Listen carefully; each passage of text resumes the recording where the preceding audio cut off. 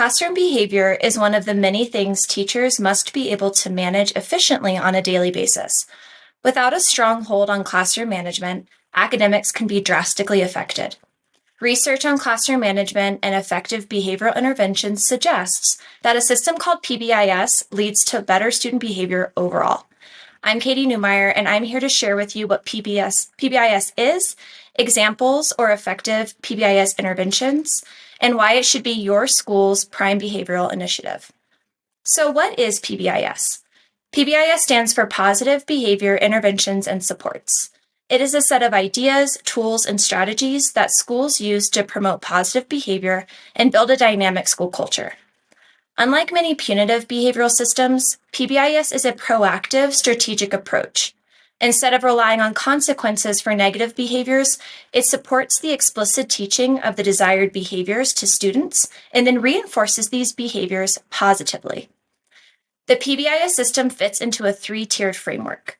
Tier 1 is made up of the strategies that reach most learners in the typical K-12 classroom. Tier 2 contains more specific monitored interventions that serve the needs of students who need some extra support. Tier 3 includes the most intensive interventions, and these are created for students who have distinct needs, as observed by behavior professionals. In using PBIS, the desired outcome is that eventually most students are able to learn and thrive within the Tier 1 setting. So why should you use PBIS in your school? It goes without saying that schools have dozens of options when it comes to choosing a behavior system for their learning environment. PBIS stands out because of the many benefits it offers both educators and students. One benefit is that it was masterfully created with all students in mind.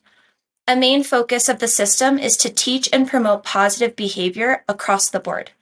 Classroom teachers are trained on Tier 1 best practice, and they use these strategies to support all students.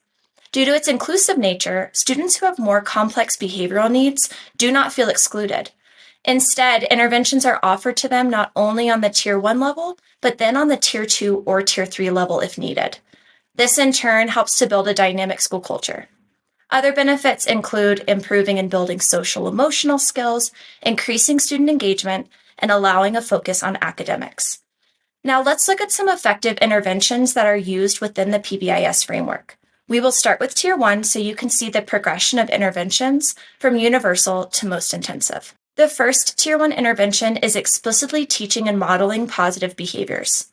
A common misconception is that routines, procedures, and behavior expectations are only taught at the beginning of the year. Positive behavior should be explicitly taught at the beginning, but then also needs to be reinforced consistently throughout the entire school year.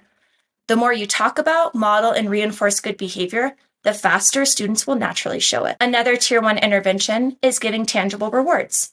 PBIS works best when classroom behaviors are tied to a point and reward system.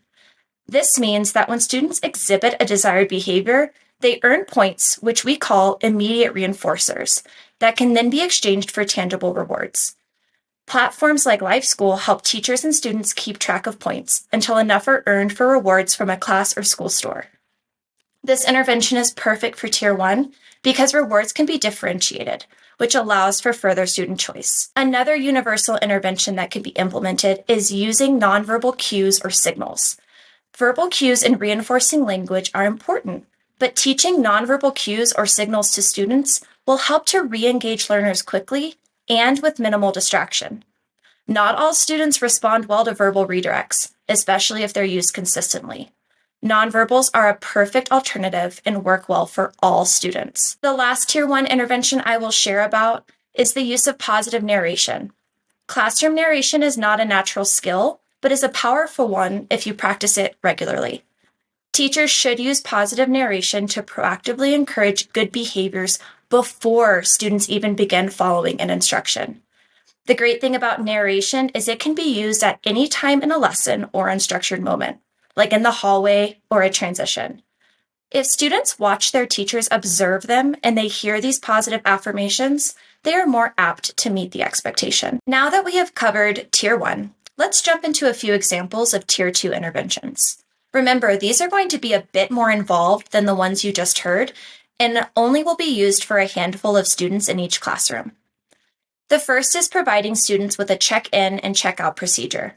This intervention requires student-specific goals and an educator who is able to complete the check-in and check-out process on a daily basis. It is also important for the person chosen to have a strong relationship with the Tier 2 student. Every morning before school, the student will meet with this trusted adult to review their goals for the day and see how they are doing. This one-on-one conversation will normally help students to start their day on the right foot. At the end of the day, the same teacher will meet with them to go over the highs and the lows of the day. Teachers can also use this time to reward great behavior or have more reflective conversations. Another Tier 2 intervention is offering structured breaks. Structured breaks are planned periods of time in which the student is able to step away in order to reset and re-engage in classroom learning. Students who have the capacity to self-monitor can eventually move from structured timed breaks to requested ones. The last Tier 2 intervention I'll be sharing is implementing skill builders. As teachers identify their Tier 2 behavior students, similar skill gaps may become evident. Skill builder interventions would work well in this case because these students would be able to meet in a small group at a designated time during the week. Here, they will learn specific skills that will help them meet their behavior goals. These skill builder groups could focus on social emotional topics or help students to build relationships. This intervention is extremely flexible and can be implemented by teachers or counselors, depending on availability. So we have arrived at the final tier of interventions. Let's look at some examples of Tier 3. As I share these, notice that they are much more intensive and specific than the ones given for the other two PBIS tiers. The first Tier 3 intervention is the use of a daily behavior form. This intervention is for students who need more consistent touch points than the two a check-in and check-out system provides. The highest leverage goal is chosen by the behavioral MTSS team, and a form is made that reflects the student's daily class schedule. For younger children, there could be smiley faces next to each period, whereas for older students, there would be a number system. After each class period, the teacher would fill out the form to share if the student met their goal or did not. A restorative conversation could then be had earlier in the day if the goal was not met. This helps the student to get back on track before moving on to their next class. Another Tier 3 intervention is to offer sensory tools. Though this intervention is more commonly used with students that have ADHD, anxiety, or autism, it can also be used as a Tier 3 intervention for undiagnosed students. The usage of a sensory tool requires a specific need to be fulfilled, so it will take extra observation and time to determine what will work best. Commonly used sensory tools are flexible seating, rubber pencil grips, and textured items like sandpaper or Velcro strips. Before introducing a sensory tool, teachers should teach students how to use the tool and create strict boundaries around it. The last intervention I'm sharing for Tier 3 today is creating an individualized and visual schedule. Though most students are able to follow a daily schedule easily, some students may not be able to. This intervention works well for students who need an even more detailed daily plan. An individualized schedule can be paired with a check-in and check-out system, as well as a behavior plan. This consistent one-on-one check-in throughout the day, as well as having a more visual schedule, will ensure students are able to stay on track and reset when necessary. In conclusion, PBIS is a proactive, strategic framework that promotes positive behavior and supports all students in the classroom. Behavior intervention is an important piece of the puzzle when it comes to serving students and helping them learn and grow every day. As you look forward to the coming days, weeks, and months of the school year, be sure to consider implementing PBIS and some of these interventions to better your school culture and environment.